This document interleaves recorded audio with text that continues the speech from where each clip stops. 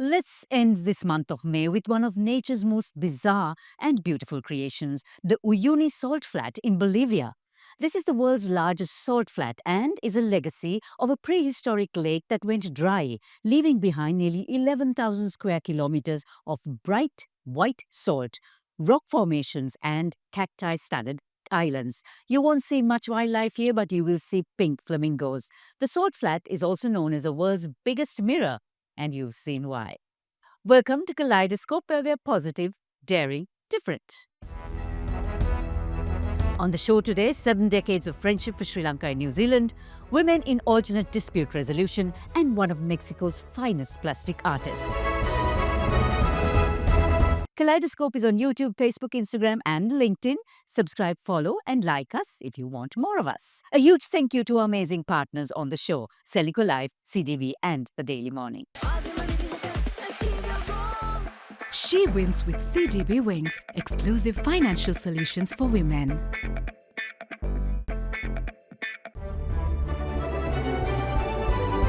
Here's CDB Snapshot, where we take a look back at the week that was. Sri Lanka hits 1 million tourists by May 25th, the fastest ever to reach this number. Sri Lanka's vehicle imports amount to around $200 million after the lifted ban.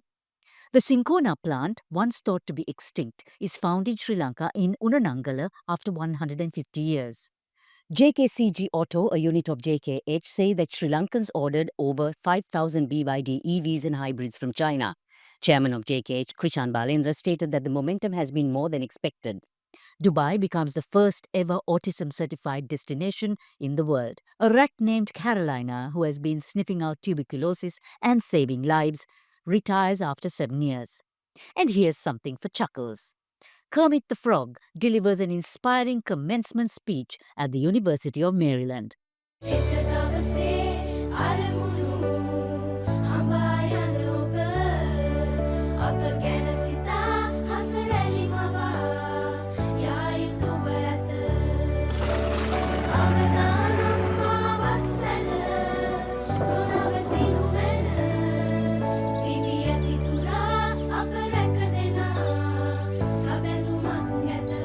You focus on your goals. We will take care of the risks. Srilanka Life.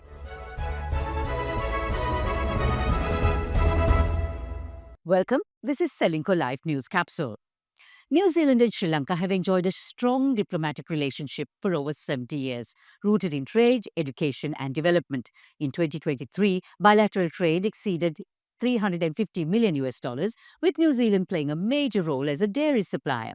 The relationship has deepened with the recent opening of New Zealand's first High Commission in Sri Lanka, paving the way for expanded cooperation in areas including sustainable agriculture, renewable energy, education, and technical cooperation. Joining us on Kaleidoscope is New Zealand's High Commissioner David Pine to explore this evolving partnership. David, New Zealand has had diplomatic relations with Sri Lanka for some time now, but just opened a High Commission not too long ago. What prompted this decision, and what does this augur for New Zealand's long-term vision and engagement with Sri Lanka? The first is migration. So we went from having maybe 1.5% of our population being from South Asia 2 decades ago. Nowadays, it's somewhere between 7 and 8% of our population. That's a hugely significant change. And the second is geopolitics. We used to talk a lot about the Asia Pacific. These days, we talk more about the Indo-Pacific. We see our part of the world as being the Pacific end of the Indo-Pacific, but we recognize its location in a wider strategic region. So, looking at trade between Sri Lanka and New Zealand, traditionally dominated by dairy products from New Zealand, but what opportunities do you see for diversifying trade and investment between our two countries? We'd like to see more in services, so more in education. We'll talk about that a bit later, and more in tourism. The other opportunity we're seeing is for our corporates to get to know Sri Lankan corporates better. You have very strong, resilient, capable companies in this country that have been through a lot of challenges. Some of them are showing a bit of interest in our part of the world, and our feeling in the High Commission is that some New Zealand companies could have a lot to offer in partnership with them in our part of the world, and vice versa, that your corporates could help us explore India and other parts of the region better. So we'd like to see those relationships to develop. But for that to happen, we have to get to know each other better. And that means we need to have more travel between the two countries. So, taking off from that, New Zealand is known for its sustainable agriculture, dairy farming, renewable energy. Are there any knowledge or technical exchange programs planned to help Sri Lanka strengthen those industries? We're going to focus very strongly in the area of tourism. And the reason we picked that is because it's important to Sri Lanka's economy, and the government here has decided it's an important priority. So we want to be working with you on things that are important to you. Um, the government has been very clear. It's not just about getting bigger numbers. It's about developing an industry that's more sustainable, more inclusive. So the benefits aren't just being felt in the five-star hotels, but right round the country at all levels. And we want to be part of that. But we also do at the same time want to see more New Zealanders come here. So when we started our work, it was 8,000 a year coming here. Last year it was 12. We want to get to 25 and 25. And our target is to get to 50,000 visitors per year. So, Sri Lanka is on its continued path of economic recovery, hopefully. Now, what role do you see New Zealand playing in supporting trade and investment opportunities? Well, it's no secret that we'd love to see you join the Regional Comprehensive Economic Partnership that we're in with 14 of your neighbours as well as us. We're open to a discussion with Sri Lanka about something that's more creative, maybe a bit more investment focused, and a bit more focused on what it can do for the receiving country of investment. So I think there are some exciting conversations to come in that area. And again, I just keep coming back to tourism. I think we will be really looking to strengthen capacity building. We do want to be helping your capacity to meet regulations, international regulations for your produce exports. That's something we've had a lot of experience in. You've got exciting industries developing. Your mango industry's charging ahead. We think we can help that industry. We've had a lot of experience in getting our produce to very distant markets and meeting the regulatory standards in places like Europe where they're pretty demanding. And we feel we've got something to offer and share, and talking to your industry, they seem to think we have something of value to offer. And this is the time we take a look back at the markets this week. Nandana Lokavithana's Ceylon Steel Corporation's acquisition of 10% stake in HND for 14 billion rupees significantly boosted the turnover of the Colombo Stock Exchange and helped to move the oil share price index into positive territory. Anticipation of production increases from the OPEC Plus group when oil is already under the break-even point for some producers is keeping a cap on oil prices, which continue to trade between $61 and $63 per barrel. Gold prices moved below $3,300 per ounce level as US President Donald Trump's decision to delay imposing tariffs on the EU led to a stronger dollar. Have you ever heard of the women divers or Haenyeo? These women dive year-round off Jeju Island in South Korea to collect sea urchin, and they dive for about 4 to 5 hours each day.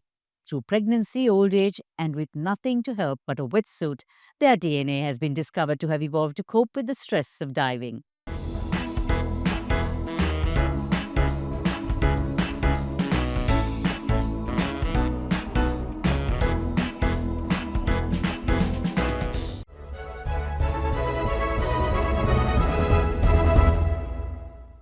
Sri Lanka has a unique alternative dispute resolution mechanism via mediation boards, playing an important role at community-level dispute settlement, offering faster, less adversarial solutions while fostering social harmony and trust. However, while women are known to bring in a different perspective to negotiation, and the fact that 50% of our population comprises women, there should be equal representation in conflict resolution. Joining us today is the Director Gender and Justice of the Asia Foundation, Dr. Ramani Jayasundere, who developed a documenting system for mediation boards and has worked in Nepal, China, and Mongolia on mediation observations. What does a mediation board do in a community, and what sort of mediation are we looking at? The the mediation program at the community level is very interesting. We use interest-based mediation, which is different to the formal procedure in the courts. We have community mediation boards that looks at community disputes and special mediation board that looks at slightly sophisticated disputes, right now land and financial boards. It's about parties deciding for themselves what they want the resolution of the dispute to look like. Given all the positives that women actually bring into the role of mediation and into that process, in this 21st century, why is it that it is difficult to have women in mediation? In mediation, as you see the mediation program, it's because of nomination. You have to nominate a person to be part of the program. And when the nominations carry a lot of stereotyped ideas about women, that women prefer not to be part of the process, that women prioritize their work at home, that they are not as good as men as mediators. So these are the reasons that less women are in the mediation boards. So from a female perspective, what barriers do women actually have to circumvent before they become one of them? So the thing is, women themselves internalize these stereotyped ideas. They themselves feel that maybe they're not good enough. Maybe they should focus more on their household and family chores. So they have to circumvent those first before being trained in a relatively new way of settling disputes. Do you think there will be a difference if there are more women mediators in this dispute resolution process? Yes, definitely. I mean, research we've done, talking to people, they say that women have to be there in the mediation board, especially for women to feel comfortable to going there, but also to bring a woman's perspective to any kind of disputes. And I mean, finally, it's about a right to equal participation. We have 50% women in the population. You need to have that equal representation. So it changes from a practical need to an absolute recognition of a right. What success stories have been there of women as mediators? In the late 1980s, when mediation started, there was no focus on women. By about 2000, everyone's like, where are the women? And at that time, we did a count, and there was 1.4% of the 7,500 mediators. But now, after a lot of work, it's now nearly 30%. So this in itself is a success story. But when you look at the individual women mediators, women chairpersons, each one has a story, not just about skills and knowledge and experience, but also about navigating those social constraints. And there are so many. Given that you've worked in this space for such a long time, what would you like to see in the mediation space? 50% women mediators, definitely. We have 30% now. We need to maintain the 30%, but I won't rest till we have 50%. I mean, it's a reflection of the population. And the more women come, the nuance, strength of mediation comes out. That we are looking at gender equality, we are looking at women-sensitive processes, and it's a right.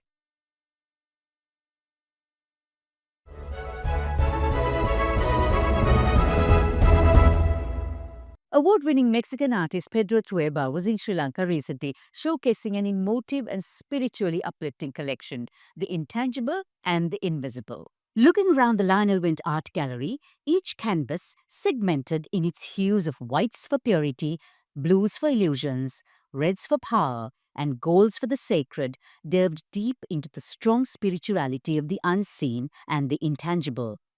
Celebrating the 65th anniversary of diplomatic relations between Mexico and Sri Lanka, acclaimed Mexican plastic artist and architect Pedro Trueba made his debut in Sri Lanka recently.